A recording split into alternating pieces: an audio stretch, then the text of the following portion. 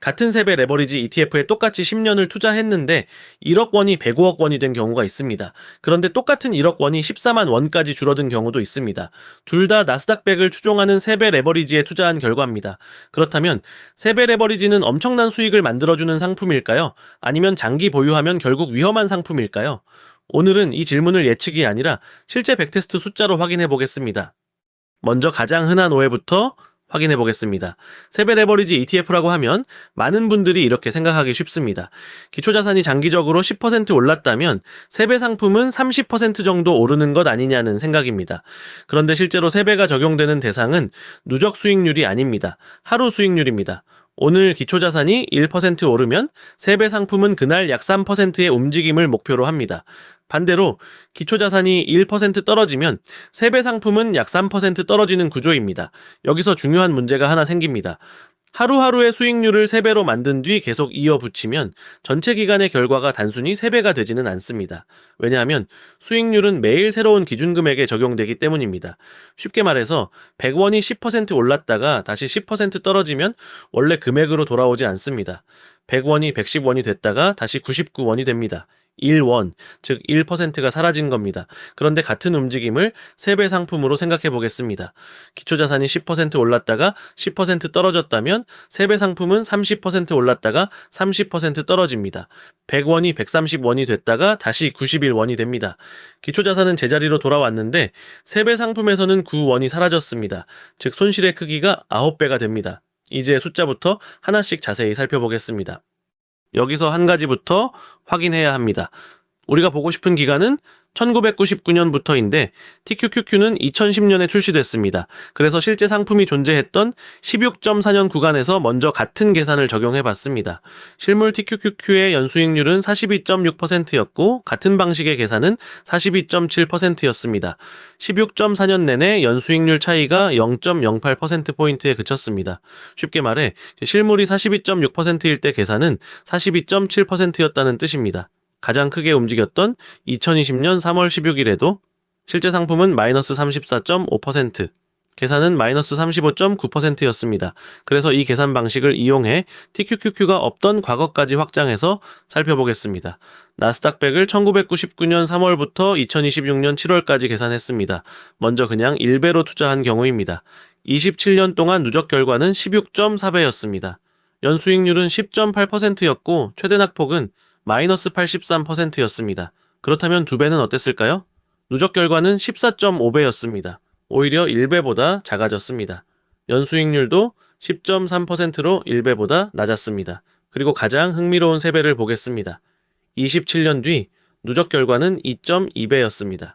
연수익률은 3%였습니다. 최대 낙폭은 무려 마이너스 99.9%를 넘었습니다. 27년 동안 3배를 들고 있었는데 1배의 13.5% 수준에 그친 겁니다. 더 극단적인 장면도 있습니다. 세배 상품의 최저점은 2009년 3월 9일이었습니다.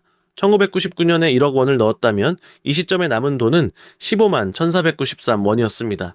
그렇다면 세배가 장기적으로 이렇게 뒤처진 이유는 단순히 폭락을 크게 맞았기 때문일까요? 조금 더 자세히 분해해 보겠습니다. 나스닥100의 장기 데이터를 가지고 세배 수익률이 어디에서 깎였는지 단계별로 나눠봤습니다. 먼저 나스닥100의 평균 수익은 13.9%였습니다. 이걸 단순히 세배하면 연 41.6%입니다. 여기까지만 보면은 굉장히 큰 숫자입니다. 그런데 변동성 감소율을 반영하면 연수익률은 8.9%까지 내려옵니다. 무려 마이너스 32.7%포인트가 사라집니다. 왜 이렇게 크게 빠지는지는 앞에서 본 예시로 설명됩니다. 100원이 130원이 됐다가 91원이 될 때 세배 상품의 손실은 1배의 9배였습니다. 감소해도 똑같습니다. 1배에서는 연 3.6%포인트만 사라지는데 3배에서는 그 9배인 32.7%포인트가 사라집니다. 그리고 여기서 끝이 아닙니다. 레버리지를 유지하려면 돈을 빌리는 비용이 필요하고 상품을 운용하는 데도 비용이 들어갑니다. 이 비용까지 반영하면 연수익률은 3%가 됩니다. 41.6%를 기대하는 단순 계산에서 시작했지만 실제 계산에서는 3%가 남은 겁니다. 특히 2026년 7월 기준으로 세배 상품의 연간 고정 비용은 조달이자 8.5%입니다. 여기에 운용보수 0.9%가 더해집니다. 합치면은 연 9.4%입니다. 기초자산이 제자리라고 해도 나가는 비용입니다. 그래서 레버리지 ETF의 장기 성과를 볼 때는 단순히 기초자산의 수익률의 3을 곱하는 것만으로는 충분하지 않습니다. 그런데 여기서 더 흥미로운 결과가 나옵니다. 이번에는 같은 방식으로 S&P 500을 보겠습니다. 기간은 1993년 1월부터 2026년 7월까지입니다. 1배의 누적 결과는 31배였습니다. 연수익률은 10.8%였고 최대 낙폭은 마이너스 55.2%였습니다. 그런데 3배는 완전히 달랐습니다. 누적 결과가 91.6배였습니다. 연수익률은 14.5%였습니다. 물론 최대 낙폭은 마이너스 98.2%로 훨씬 컸습니다. 하지만 최종 결과만 놓고 보면 이번에는 3배가 1배를 이겼습니다. 같은 3배 레버리지 구조인데 왜 나스닥백에서는 크게 뒤처졌고 S&P 500에서는 더 좋은 결과가 나왔을까요? 핵심은 변동성입니다. 나스닥백의 평균 수익은 13.9%였고 변동성은 26.9%였습니다. S&P 500의 평균 수익은 12%였고 변동성은 18.6%였습니다. 여기서 기준선이 하나 생깁니다. 3배로 가면 이익은 3배로 늘어나는데 감소에는 방금 본 것처럼 9배로 늘어납니다. 변동성이 커질수록 감소의 쪽이 훨씬 빨리 불어난다는 뜻입니다. 그래서 변동성이 어느 선을 넘으면 9배로 커진 감소해가 3배로 커진 이익을 잡아먹습니다. 그 선이 바로 기준선입니다. 기준선은 자산마다 다른데 그 자산의 평균 수익에서 바로 계산됩니다. 평균 수익이 높을수록 감소해를 버틸 여력이 커지니까 기준선도 올라갑니다. 나스닥백의 기준선은 26.3%였습니다. 실제 변동성은 26.9%였습니다. 기준선을 0.6%포인트 넘었습니다. 반면 S&P 500의 기준선은 24.5%였습니다. 실제 변동성은 18.6%였습니다. 이번에는 기준선보다 충분히 낮았습니다.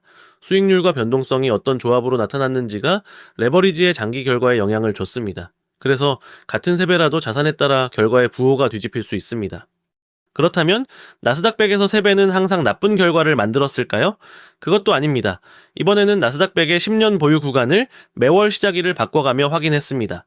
총 208개 구간 중 3배가 1배를 이긴 구간은 156개였습니다. 비율로 보면 75%입니다. 반대로 3배에서 원금 손실이 난 구간도 있었습니다. 총 39개 구간으로 18.8%였습니다. 문제는 일부 시작일에서 결과가 극단적으로 나뉘었다는 것입니다.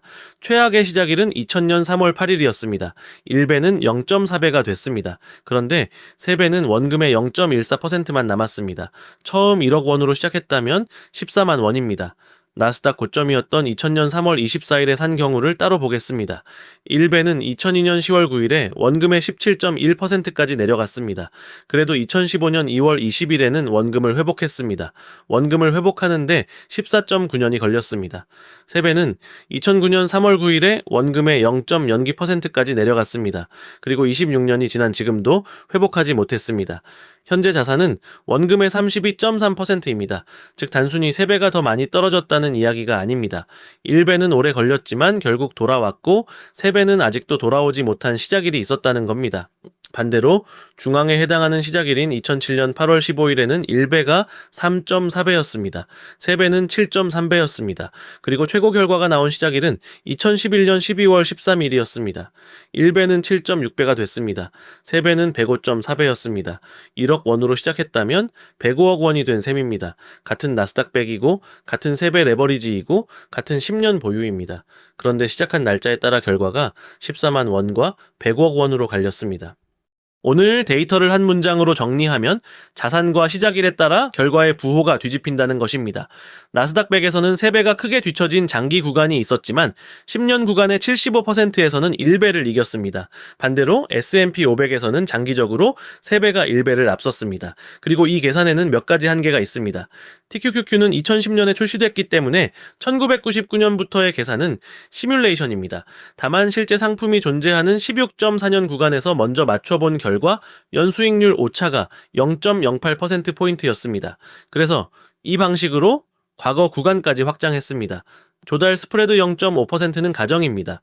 이를 1%로 높여도 검증 구간 기준 연 1.3%포인트가 하락하지만 결론은 바뀌지 않습니다. 배당 재투자 기준이며 세금과 거래 비용은 반영하지 않았습니다. 그리고 무엇보다 이 결과는 과거 결과이지 미래 예측이 아닙니다. 여러분이라면 3배 레버리지 ETF를 10년 들 수 있다, 아니면은 10년은 들기 어렵다, 어느 쪽인가요? 댓글로 남겨주세요. 이번 영상에서 사용한 계산은 직접 재현할 수 있도록 코드도 공개하겠습니다. 과거 데이터가 어떤 결과를 만들었는지 같이 확인하는 것과 앞으로 어떤 결과가 나올지를 예측하는 것은 전혀 다른 이야기니까요.